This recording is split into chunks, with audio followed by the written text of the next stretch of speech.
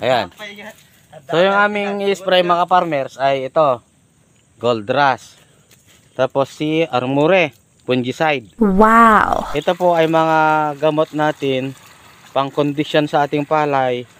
Tapno hanang igison kun hanto nga ma-prevent dagiti blights kakasjay.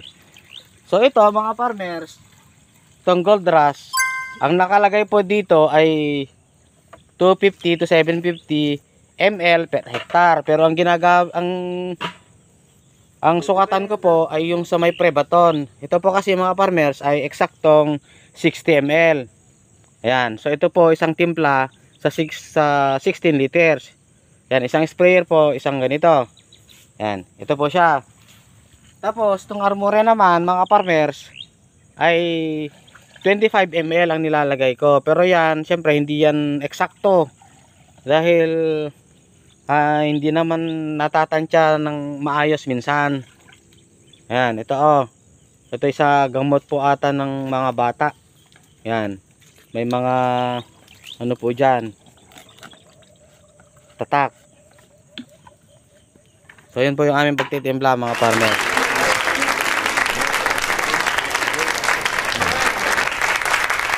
Kun guys, karamat So yun mga farmers, makikita nyo naman po siguro dyan sa video na may mga kulibangbang na lumilipad yung nagdadala po ng stem borer. So kaya po ako nag-i-spray mga farmers ng sunod-sunod. Ang interval po pala ng aking pagpapa-spray mga farmers ng ganitong gamot, yung systemic, ay 7 to 10 days. Nung Sunday po tayo unang nagpa-spray ng systemic, yung Gold Rush at Armure. So eksakto pong isang linggo po ngayon. Ayan. Wow. Ang gagandahan po kasi mga farmers ng pag-i-spray ng insecticide tulad po ng systemic, yung mismong gamot mga farmers ay i-absorb ng palay. So ibig sabihin magiging toxic po yung palay. Oh yes! Yan. Kaya kung kakainin po siya ng stem borer, ganyan, mamamatay po siya.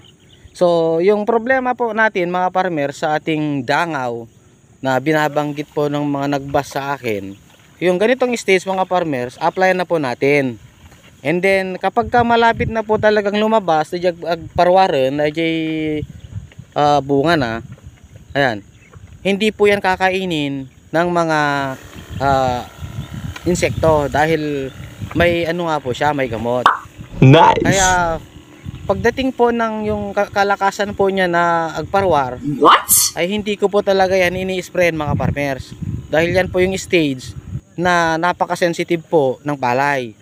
Dahil yung nota po niya mga farmers, kung alam nyo po yung nota sa Ilocano, kasi yun ang term po namin sa Ilocano, yung nota, yung puti doon sa palay, sa bunga. Okay. Napaka-sensitive po kasi yun mga farmers. Kaya kung mag-spray pa kayo sa nakalabas na po yung mga nota, ay masisira po yung kanyang bunga, yung mismong anihin po natin. Kung ano ka dayjay, ipus, madadaol. Yan, kaya iniiwasan ko po yung pagpapa-spray sa stage na yon mga farmers. Nice.